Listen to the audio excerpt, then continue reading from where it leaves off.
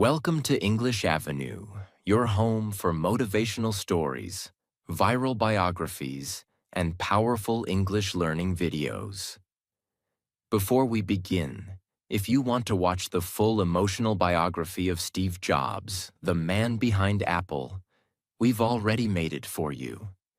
It's an unforgettable story of a dropout, a dreamer, and a fighter who changed the world. You can find the Steve Jobs biography in our channel's playlist. Watch that for his personal journey. But today is different. Today, we tell the story of a company, not just a man.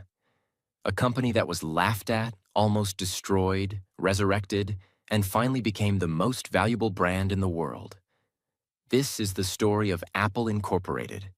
Not just Steve Jobs, but also Steve Wozniak, the quiet genius, Tim Cook, the operator who led Apple after Steve, and many more unsung heroes who made Apple what it is. In today's video, we'll walk you through how two young men started a tech company in a small garage with no money, how Apple lost everything, and how it fought back to win the world. How they created the iPod, iPhone, iPad, and changed music, communication, and computing forever. How the brand grew from $0 to $2.8 trillion in market value. And how vision, design, and boldness built a global culture. Not just a company. This isn't just a company story. This is a revolution. This is a business masterclass, a branding lesson, a storytelling strategy, and most importantly, a powerful English practice tool for you. Yes, this video is also made for your English listening and learning. We use simple sentences, emotional storytelling, and real vocabulary that will help you understand and improve your English fluency while you enjoy the story. So, sit back, take notes, and let the journey begin. We now start Part 1 of the Apple story. Part 1. The garage that birthed a giant. In 1976, in Los Altos, California, a 21-year-old dreamer named Steve Jobs convinced his old friend Steve Wozniak to help him build a computer. Steve Jobs was not an engineer. He was a visionary, a salesman, and a man obsessed with simplicity and design. Steve Wozniak, on the other hand, was a genius engineer, shy, quiet, and incredibly talented. They were complete opposites, but together, they would start something the world had never seen before. They didn't have an office, they didn't have money, they didn't even have a company, but they had a garage, the one behind Steve Jobs' parents' house. And they had an idea. Let's build a computer that anyone can use, even if they don't understand technology. Wozniak designed the first Apple computer, the Apple I. It had no screen, no keyboard, no plastic casing. It was just a simple motherboard. But it worked. Jobs, the salesman, went to a local computer store called the Byte Shop. He told the owner, "We'll sell you 50 computers. You pay $500 each. We'll deliver in 30 days. The problem? They had no money, no parts, no factory. But Jobs believed. He borrowed money, sold his Volkswagen van, and convinced suppliers to give parts on credit. Together with Wozniak and a few helpers, they built the Apple I by hand in that small garage. The total sales? Over 200 Apple I units. Not bad for a couple of kids in a garage. Why the name Apple? Jobs chose the name Apple for 3 reasons. 1. It sounded friendly. 2. It appeared before Atari in the phone book. Jobs once worked at Atari. 3. He was on a fruitarian diet at the time. And so, Apple Computer Inc. was officially born on April 1st, 1976. Yes, on April Fool's Day. But this was no joke. This was the beginning of a brand that would change the world. While the Apple I was successful, it was just the beginning. Wozniak began working on the Apple II, A better, more complete version. Color screen. Keyboard. Plastic casing. Easy to use. They showed it at a computer show. Investors were shocked, not just by the tech, but by the beautiful design. Jobs made sure it looked clean, simple, and futuristic, different from the ugly machines other companies were making. In 1977, they launched Apple II. It became the first mass-produced personal computer in the world. In the first year, they sold $770,000 worth of computers. In the second year, it jumped to $7 million. By 1980, Apple was making $117 million a year. Apple was no longer just a garage project. It was a company on fire. On December 12, 1980, Apple went public. It sold shares on the stock market. The result? The company was instantly valued at $1.2 billion. Over 300 Apple employees became millionaires overnight. Steve Jobs, at just 25 years old, became a multi-millionaire. But money didn't make him stop. He wanted more. He wanted to make the greatest computer in the world. And that desire would take Apple into new territory. And into its first major war. At that time, IBM was the king of computing. A big, powerful company, trusted by businesses and governments. Apple was the young rebel. And Steve Jobs. He was ready to go to war. He said, IBM wants it all. Apple is the only hope. This wasn't just about selling computers. It was about fighting for freedom, design, and the future. By 1981, Apple had hundreds of employees, millions in revenue, and was becoming a household name. But success came with new problems. Internal teams were divided. Engineers wanted stability and practicality. Jobs wanted beauty, boldness, and revolution. Steve Jobs was becoming increasingly demanding, aggressive, and difficult to work with. He pushed everyone to the edge. He'd walk up to engineers and say, "This is garbage. You can do better." He believed in perfection or nothing. Some employees admired him, others feared him, many quit. But one thing was clear. Steve Jobs was not ready to slow down. While Apple II was making money, Jobs wanted something more advanced, more beautiful, something visionary. One day he visited Xerox PARC, a secret research lab. There he saw a prototype, a computer with a graphical user interface, GUI, a screen with icons, a mouse, windows. At that moment, Jobs saw the future. He rushed back and told his team, "This is it.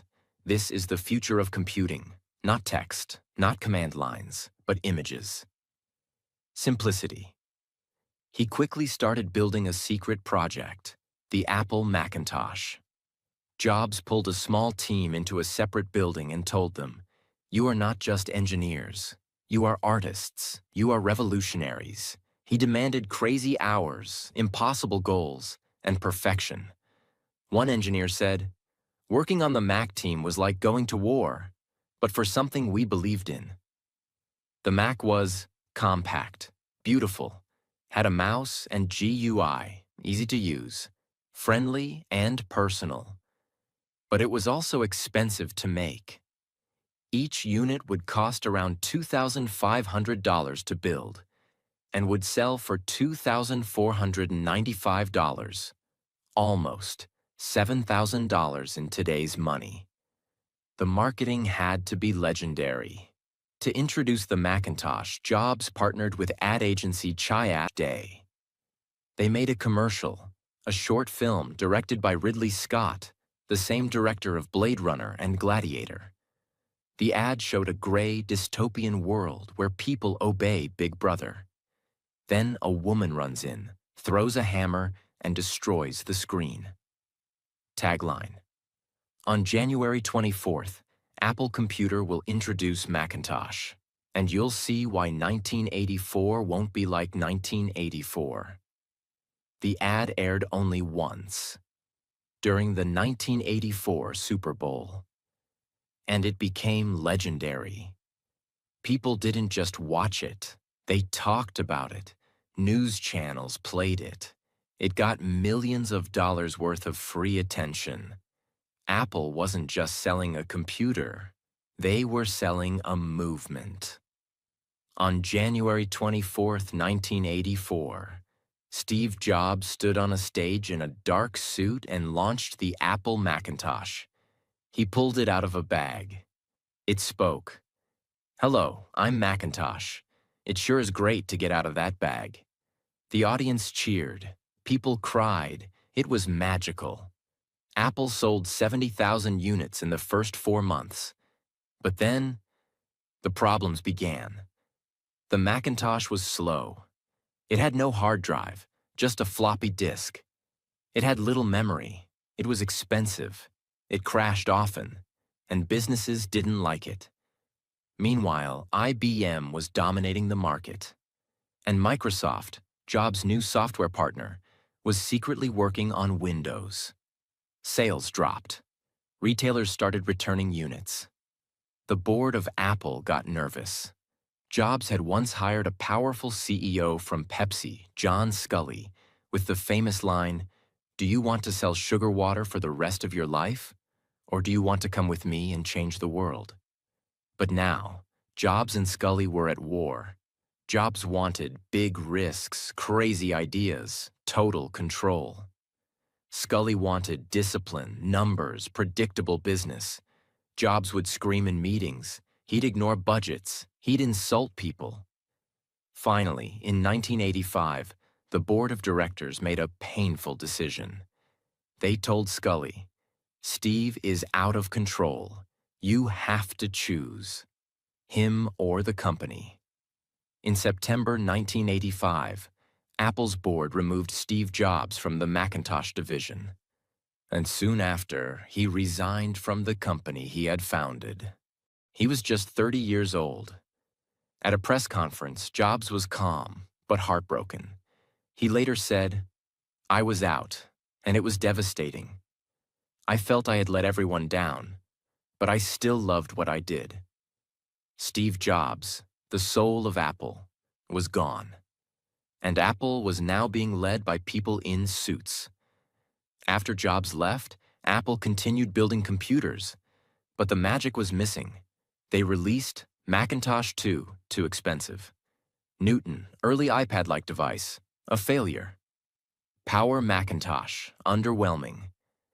Competitors were rising. Microsoft launched Windows 3.1 and then Windows 95. Dell and HP were winning the personal computer market. Apple's market share fell. Their products became confusing, overpriced, and boring. By 1996, Apple was almost bankrupt. The company that once said, "Think different," had become just another tech company. They needed a miracle. And that miracle was the man they had once pushed out. Part 2. The Return of the King. Let's begin by understanding how bad things really were. From 1986 to 1996, Apple made mistake after mistake. They launched too many products. Each product had a different design, software, and accessories. There was no clear vision. Competitors like Microsoft, IBM, Dell, and HP were dominating. Apple's computers were expensive, slow, and incompatible with most software. By 1996, Apple's stock price was under $7 per share. They were losing $1 billion per year. At one point, Apple had only 90 days of cash left. People were writing Apple's obituary. Magazines printed headlines like, "Apple is dead. What went wrong with the world's most loved brand?" Apple was surrounded by companies with more money, better products, and stronger teams. They needed help. Fast. Back to Steve Jobs. After being fired, he didn't give up. He created a new company called Next Inc. in 1985. Next focused on building high-performance workstations for universities and businesses. They were powerful, beautifully designed machines, but also very expensive, around $6,500 per unit, equal to $15,000 today. Sales were weak, but the operating system, Next Step, was way ahead of its time. It was stable, easy to use, extremely well designed. Even though the hardware failed, the software was brilliant. Also during this time, Jobs bought Pixar from George Lucas for $5 million and turned it into a world-changing animation company. More on that later. Now let's come back to Apple in 1996. They were desperate for a better operating system. Their own was outdated, slow, and falling apart. So they looked outside and found Next. In a move no one expected, Apple acquired Next in 1997 for $429 million. And with that, Steve Jobs returned to Apple. After 12 years in exile, when Steve returned to Apple, he didn't celebrate. He was furious with what he saw. He walked into meetings and said, "This is crap. What the hell is this? Why are we making 20 different computers?" At that time, Apple had dozens of models. Performa 6200, Quadra 950, Macintosh LC 580, PowerBook Duo, Newton MessagePad, and more. Jobs was confused. He asked, "Can someone tell me which computer to buy?" No one could answer. He walked to a whiteboard and drew a simple 2x2 grid. Consumer Professional. Desktop. Laptop. "That's it," he said. "We're cutting everything else. 4 products. That's all. Let's make them the best in the world." This simple moment changed Apple's future. The iMac, beautiful, fun, and blue. Steve wanted to make a computer that people would love, not just use, but feel emotionally connected to. He teamed up with Johnny Ive, a quiet, young British designer working at Apple. Together, they designed the iMac, a computer that looked like nothing else. Transparent, colored like Bondi blue, rounded, futuristic design, easy for beginners, all in one system. No floppy drive, which shocked people at the time. It was bold. It was beautiful. It was Apple reborn. Launched in August 1998, the iMac sold over 800,000 units in just 5 months. It brought in over $1 billion in revenue. Suddenly, Apple wasn't dying anymore. People were lining up to buy an Apple computer for the first time in years. Jobs focused on less but better. He simplified everything, removed unnecessary product lines, closed failing stores, fired executives who didn't align with the vision, focused the entire company on design, user experience, and simplicity. Even the Apple packaging changed. It became clean, white, and minimal. The Apple logo, which was once rainbow-colored, became monochrome, silver or white. It looked more serious, more elegant. Apple wasn't just changing the way it built computers, it was changing the way it told stories. It was becoming an emotional brand, not just a tech company. In 1997, Apple was $1 billion in debt. By 1999, thanks to the iMac and the new leadership, Apple became profitable again. Apple's stock price went from $7 to $99 within 3 years. Its market cap increased from under $3 billion to over $10 billion. New products like the PowerMac G4, iBook, and Cinema displays started gaining attention. But more importantly, people started believing in Apple again. Jobs famously said, "We're not just selling computers. We're selling tools for the mind that can change the world. One of the most surprising moments in Apple's comeback was this. In 1997, Jobs went on stage and announced, "We are partnering with Microsoft." People gasped, some booed. Why? Because Microsoft had stolen Apple's GUI years earlier and created Windows. Steve Jobs and Bill Gates were seen as rivals. But Apple needed help. Microsoft invested $150 million in Apple to help it survive, with an agreement that Apple would support Microsoft Office on Mac. Jobs said, "We have to let go of the idea that for Apple to win, Microsoft has to lose." This humility and this strategic move bought Apple time. Time to rebuild, time to innovate.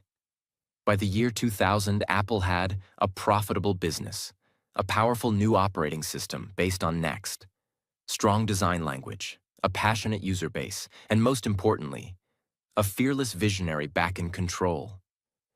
But Apple wasn't finished. In fact, it hadn't even started the most important part yet. Apple was safe, but Jobs was not here to play it safe. By 2001, Apple had stabilized. The company was back in profit. New computers were selling well. The brand was cool again. But Steve Jobs wasn't interested in playing safe. He had something bigger in mind. He didn't want Apple to be just a computer company. He wanted Apple to become a part of your lifestyle. He once said, "The problem with Microsoft is that they have no taste." Apple is about the intersection of technology and liberal arts.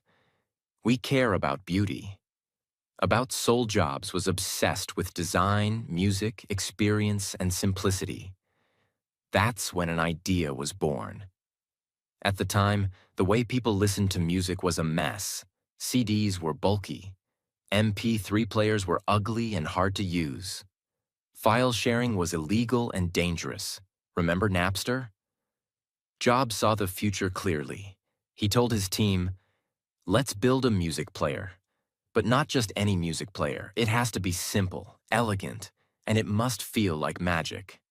The team began secretly working on the device. It was led by John Rubinstein, hardware; Tony Fadell, system architecture; Johnny Ive, design. And in October 2001, they launched the very first iPod.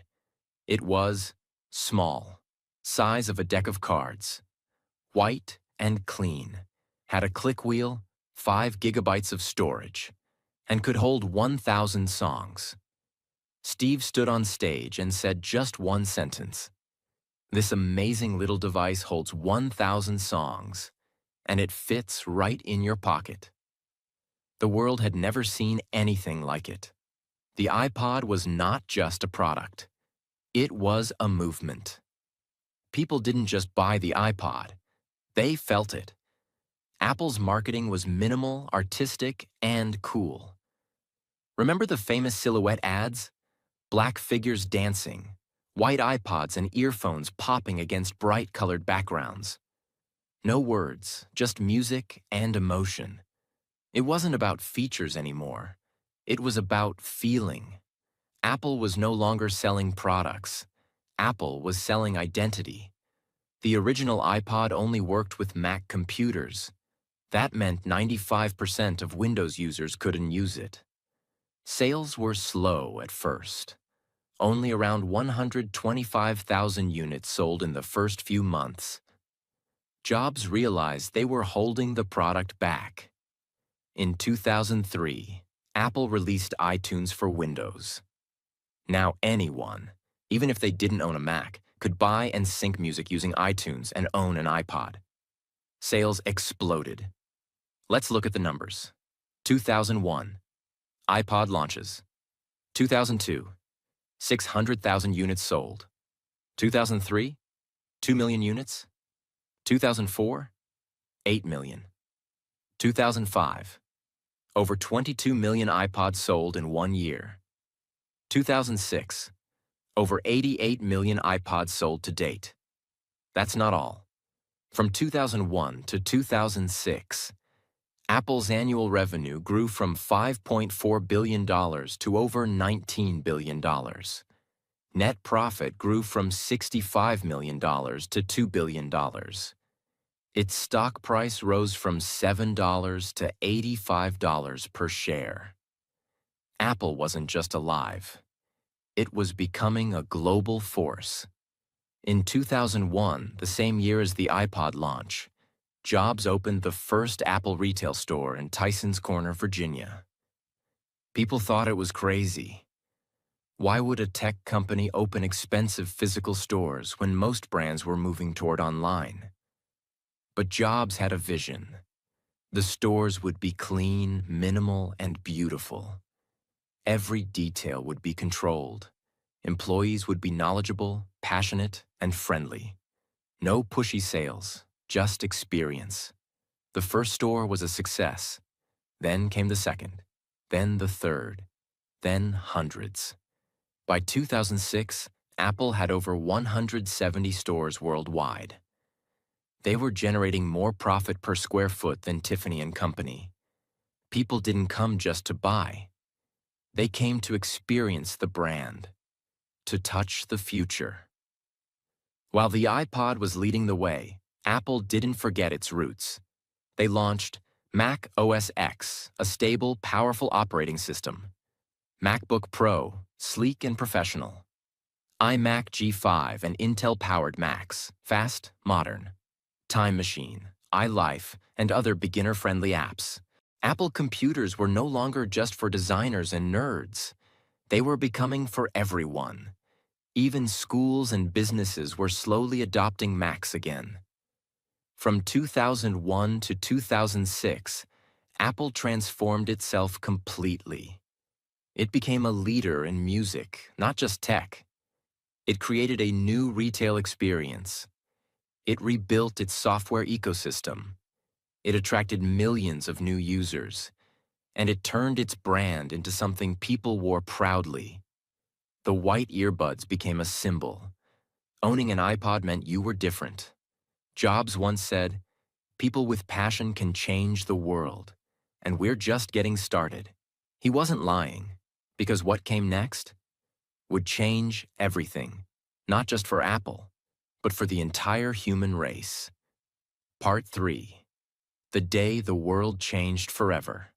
The mobile phone industry was boring. Steve Jobs hated it. In 2005, Apple was flying high. But Steve Jobs was frustrated. He looked around at the mobile phones in the market and saw ugly, clunky, confusing devices. Tiny screens, plastic keyboards, slow internet, bad cameras, complicated interfaces. Even the best phones, or from Nokia, Motorola, and BlackBerry, felt old and frustrating. Jobs said to his team, "These phones are not smart. They're stupid. We can do better. Much better." But Apple didn't know anything about the phone industry. So they partnered with Motorola to create a phone called the Motorola ROKR, which included iTunes support. It was a disaster. Ugly design, slow syncing, could only store 100 songs. Bad user experience, no magic. Jobs was embarrassed. He called it the wrong approach. And then he made a decision that would change the future of Apple and the world. Jobs gathered a small team of Apple's top engineers and designers. He told them, "We are going to build a phone, but not just a phone. We're going to reinvent the entire phone industry." The team was moved to a secret building inside Apple, nicknamed the Purple Dorm. It was completely hidden. Only select people were allowed inside. They worked for months and years, in secret, day and night, with no sleep, no weekends, and extreme pressure. The mission was insane. A touchscreen phone with no physical keyboard. A phone that could play music, browse the internet, send emails, run apps, and make calls, all in one. A phone that was beautiful, intuitive, and powerful, all inside a thin device that fits in your pocket. It was nearly impossible, but they did it. The world didn't know what was coming. On January 9th, 2007, at the Macworld Conference, Steve Jobs stood on stage in his signature black turtleneck and jeans. He looked at the audience and said, "Today we're introducing 3 revolutionary products: a widescreen iPod with touch controls, a revolutionary mobile phone, and a breakthrough internet communicator. Are you getting it? These are not 3 separate devices. This is one device, and we are calling it iPhone." The audience exploded with applause. People were shocked. The moment felt like science fiction had become reality. The first iPhone was not perfect, but it was light years ahead of everything else. It had a full multi-touch glass screen, a powerful Safari browser, real internet, visual voicemail, an iPod built in, Google Maps, beautiful animations, and that famous slide to unlock gesture. No one had seen a phone like this. There were no buttons, no antenna, no menu clutter. Just a clean black screen and a single home button. Steve Jobs said, "Every once in a while, a revolutionary product comes along that changes everything. This is one of them. The iPhone launched in June 2007. Price? $499 for 4 gigabytes. $599 for 8 gigabytes. Carrier? Exclusive to AT&T in the US. People lined up for days outside Apple stores. There were stampedes, media frenzy, and sold-out stock. In the first weekend, Apple sold over 270,000 units. By the end of 2007, they sold 1.39 million iPhones. Apple's market cap crossed $100 billion for the first time. But Jobs wasn't done. He wanted to build not just a phone, but an ecosystem. In 2008, Apple launched the App Store. It was revolutionary. Developers from around the world could build apps. Apple would review and approve them. Users could download them with one click. It turned the iPhone into more than a phone. Now it was a flashlight, a calculator, a game console, a travel guide, a camera editing studio, a calendar, a social media tool, and anything else a developer could imagine. By giving power to developers, Apple created a new digital economy. Apple took 30% of all app revenue, and the App Store exploded. In the first year, 500 apps available, over 1 billion downloads. Apple earned hundreds of millions of dollars in revenue. This changed everything. Apple released a new iPhone every year, improving it each time. iPhone 3G, 2008. Added GPS plus App Store. iPhone 3GS, 2009. Faster, better camera. iPhone 4, 2010. Retina display, FaceTime, new design. iPhone 4S, 2011. Introduced Siri. And it kept going. Each model sold tens of millions of units. Apple's profits skyrocketed. By 2010, iPhone sales crossed 40 million units per year. Revenue from iPhones alone crossed $25 billion per year. Apple was no longer a computer company. It was a consumer electronics superpower. Let's look at Apple's growth between 2006 to 2010. Annual revenue grew from $19 billion to $65 billion. Net profit grew from $2 billion to over $14 billion. Stock price went from $55 to over $300 per share. Market cap exploded from $50 billion to over $300 billion. Apple became the second most valuable company in the world, behind ExxonMobil. iPhone alone accounted for more than 50% of Apple's total revenue by 2010. Jobs had done it. He had taken Apple from a near-dead company to the most powerful force in tech. The world didn't know.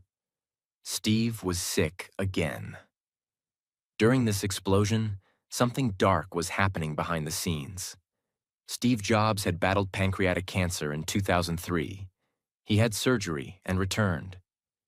But the illness had never completely gone away. In 2008 to 2009, Jobs took a leave of absence due to health reasons. Rumors spread. Apple's stock fell every time he appeared too thin in public. But Jobs kept working. He kept pushing. He refused to stop because he knew the next invention was coming, and it would change the world again. Even while battling cancer, Steve Jobs had one more dream. He believed there was a missing device between a smartphone and a laptop. People laughed when he told them. They said, "No one wants a big iPhone. It's just a toy." Tablets already exist, and they failed. But Jobs saw the future differently. He believed, this is not just a big phone, it's a new category. His team worked in complete secrecy. Every detail was considered: weight, battery life, display sharpness, the magical feeling of swiping with one finger. And in January 2010, Steve Jobs walked on stage once again. He was thin, weak, and pale, but his eyes were still on fire. He sat down in a chair and said, "iPad is our most advanced technology in a magical and revolutionary device. It's unbelievable." And then, he demonstrated it. The iPad. People laughed. Then they lined up. At first, critics mocked it. "It's just a big iPhone. There's no keyboard. It's useless. Who needs this?" But when people used it, everything changed. It was fast, beautiful, easy, light, and magical. You could read, watch, play, draw, write, and work, all with your fingers. In the first 80 days, Apple sold 3 million iPads. By the end of 2010, they sold over 15 million. Revenue from iPad crossed $9 billion in just 9 months. This was bigger than most tech companies' entire business. The iPad proved something. Apple wasn't following the world. Apple was leading it. Steve Jobs' philosophy: real artists ship. Even while fighting cancer, Steve was involved in every detail. He would sit with the design team, the packaging team, the product team, even the Apple Store layout. He once told the team, "Design is not just what it looks like. Design is how it works." We don't ship junk. People think focus means saying yes, but it really means saying no to 1,000 things. He believed in perfection, simplicity, and magic, but also in speed. He often said, "Real artists ship," which meant a great idea means nothing unless you can deliver it. This became the DNA of Apple. By mid-2011, Apple was unstoppable. iPhone sales, over 72 million per year. iPad sales, over 32 million per year. Mac sales, steadily increasing again. App Store, over 15 billion downloads. Annual revenue, $108 billion. Annual profit, $25 billion. Stock price, $390 per share. Market cap, over $350 billion. In August 2011, Apple briefly passed ExxonMobil to become the most valuable company on Earth. A company that was once 90 days from bankruptcy was now #1 in the world. By late 2010, Steve Jobs was visibly weaker. He had lost a lot of weight. His voice was quieter. He moved slowly. He had already taken 2 medical leaves in the past. In January 2011, he announced another one. This time, he didn't come back fully. Still, he appeared for one final product launch in March 2011, the iPad 2. And then, He disappeared from public view. Inside Apple, people knew. Steve was preparing for the end. He spent his last months with his wife, Lorene, his children, his close team, and in his garden, reflecting. On August 24, 2011, Steve Jobs sent a short letter to the Apple board. He wrote, "I have always said if there ever came a day when I could no longer meet my duties and expectations as Apple's CEO, I would be the first to let you know. Unfortunately, that day has come." He resigned as CEO. The board appointed Tim Cook, a quiet, disciplined operations expert who had worked by Steve's side for years. Steve became chairman of the board. But the world knew this was goodbye. On the evening of October 5, 2011, Apple released a press statement. "We are deeply saddened to announce that Steve Jobs passed away today. He was 56 years old. People cried. Customers lit candles outside Apple stores. Facebook, Twitter, and the entire internet was filled with messages. Barack Obama said, 'Steve was among the greatest of American innovators. Bold enough to think differently, brave enough to believe he could change the world, and talented enough to do it,' Bill Gates wrote. The world rarely sees someone who has had the profound impact Steve has had, the effects of which will be felt for many generations to come. Even rivals bowed. He didn't just leave a company, he left a blueprint for excellence. He left a culture of perfection, focus, minimalism, vision over numbers, emotion over specs. Apple wasn't just about what you buy. It became about what you believe. In one of his final speeches, Steve said, "We're here to put a dent in the universe. Otherwise, why even be here?" And he did. Part 4. Legacy Beyond Life. The man Steve trusted to carry the flame, Tim Cook, was stepping forward. Tim Cook was nothing like Steve Jobs. Where Jobs was emotional, explosive, creative, Cook was calm, reserved, strategic. People were nervous. They asked, would Tim Cook take risks? Would Apple still innovate? Would the company slowly fade away without its soul? But Tim had one thing: Steve's blueprint. Before his death, Steve Jobs had spent months preparing the company, a product roadmap for years ahead, a leadership structure, a culture built on simplicity, excellence, and focus. He told Tim, "Don't try to be me. Just be yourself. But do what's right for Apple." And Tim Cook did exactly that. Right after Steve's death, Apple launched iPhone 4S, already in the pipeline, iPad 3 with Retina display, iPhone 5, taller screen, Lightning connector, iOS 7, massive UI redesign, iPad mini, compact and affordable. In 2012, Apple earned $156 billion in annual revenue. Net profit, $41.7 billion. Market cap, $500 billion. Apple wasn't slowing down. But then, the big question came. What will Apple invent now? That answer came in 2014. In September 2014, Apple announced its first brand new product since Steve's death: the Apple Watch. It was more than a watch. It tracked your health. It showed messages. It played music. It had custom watch faces. It was deeply personal. The original idea had come from Steve's early vision of personal technology, but it was Tim Cook's team that brought it to life. In 2015, the Apple Watch launched. Critics were skeptical, but by 2020, it had become the #1 best-selling watch in the world, beating even Rolex and Casio. A computer company now made the world's most popular timepiece. In 2016, Apple removed the headphone jack from the iPhone 7. People were furious. Where will I plug in my headphones? This is greedy. This is arrogant. But Apple had a plan.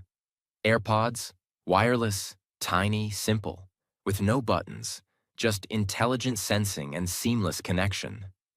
At first, people mocked them. You look like toothbrushes in your ears. You'll lose them. Then people tried them, and the world changed. AirPods became a cultural symbol of coolness, simplicity, and status. In 2022, Apple made over $15 billion from AirPods alone. That's more than the entire annual revenue of Spotify. Since 2006, Apple computers had used Intel processors, but Apple was tired of depending on another company. In 2020, Apple announced it would make its own chips, starting with the M1 chip. This was a huge risk. What if performance dropped? What if software broke? What if users didn't adopt? But the M1 MacBooks were a triumph. Faster than any other laptop, longer battery life, cooler and quieter, seamless app performance. Critics said, "This is the biggest jump in computer performance in over a decade." Apple proved, again, that it could reinvent its own products without Steve. Let's look at the unbelievable growth after Steve Jobs. Year revenue, USD. Net profit, USD. Market cap, USD. 2011, 108 billion, 25 billion, 350 billion. 2015, 233 billion, 53 billion, 700 billion.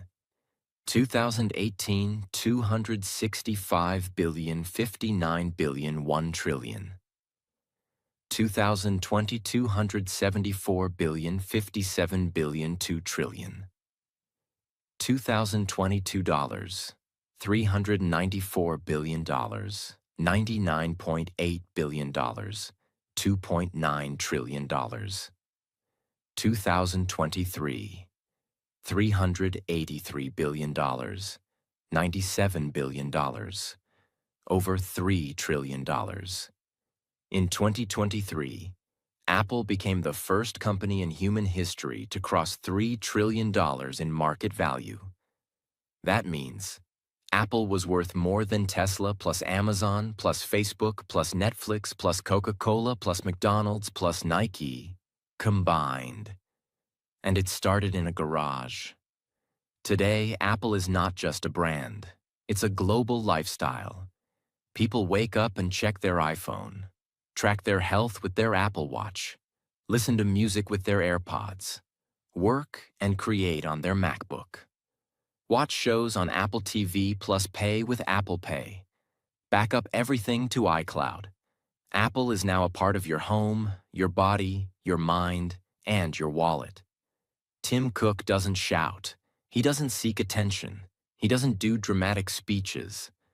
But what he did was transform Apple from a product company into an empire. Under Tim Cook, Apple became more global, more inclusive, more environmentally focused, and more financially powerful than ever. He proved that discipline and vision can exist together. Even though he didn't invent the iPhone, he scaled it to reach every corner of Earth. Let's remember what makes this story the greatest of all time. Started in a garage. Almost went bankrupt. Founder was fired, made a comeback. Invented products that changed the world, lost its visionary. Still rose to become the most valuable company on Earth. No company in modern history has ever combined technology, design, emotion, branding, storytelling, simplicity, as perfectly as Apple. Steve Jobs is gone, but walk into any Apple store. Hold any iPhone. Listen to the startup chime of a MacBook, and you'll feel him. He's there, in the curves, the colors, the silence, the power, the simplicity. He once said, "The people who are crazy enough to think they can change the world are the ones who do." He believed it. He proved it. and he left behind a company that will inspire generations forever. This was the complete, detailed, emotional, and powerful four-part story of Apple Inc., from garage to $3 trillion, from rebellion to revolution, from Steve Jobs to the world. 8 powerful lessons from Apple. 1. Simplicity wins in a complicated world. Apple's greatest weapon is not complexity, it's simplicity. One button, one color, one clean page. From the iPhone to the Apple Watch to their website, Apple teaches us, people don't want more features. They want less confusion. Lesson: make your work, message, and life simpler.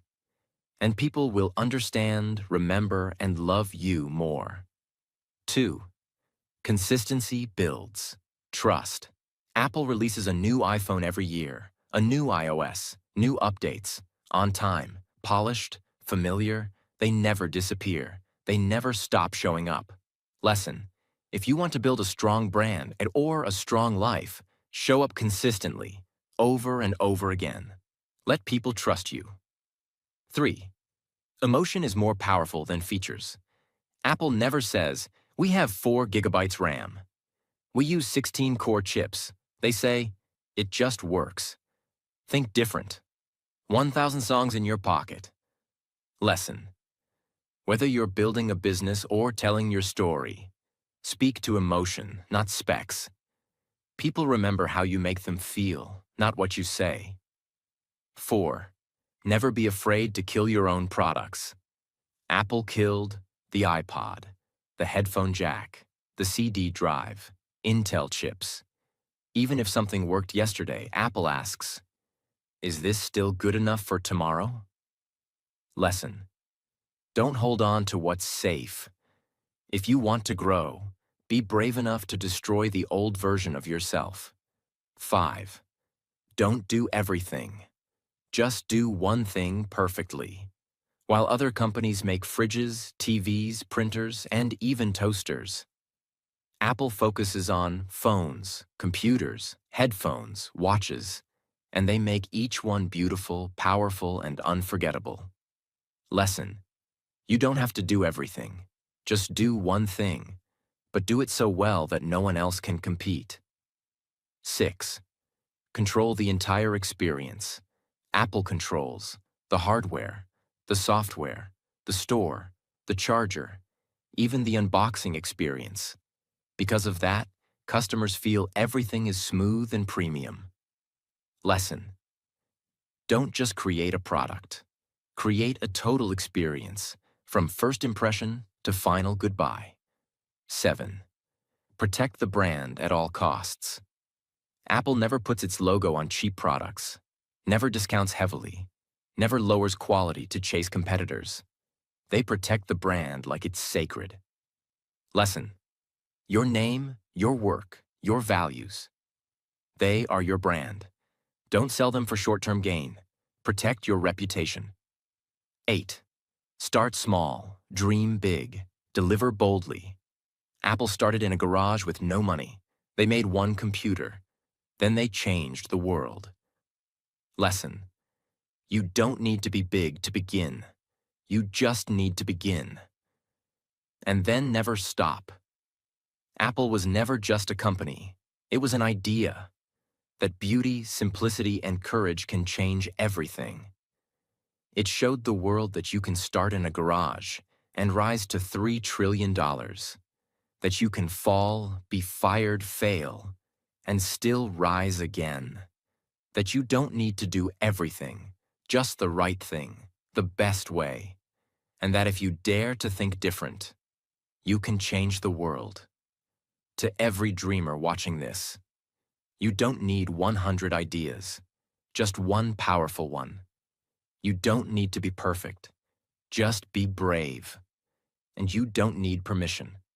Just start.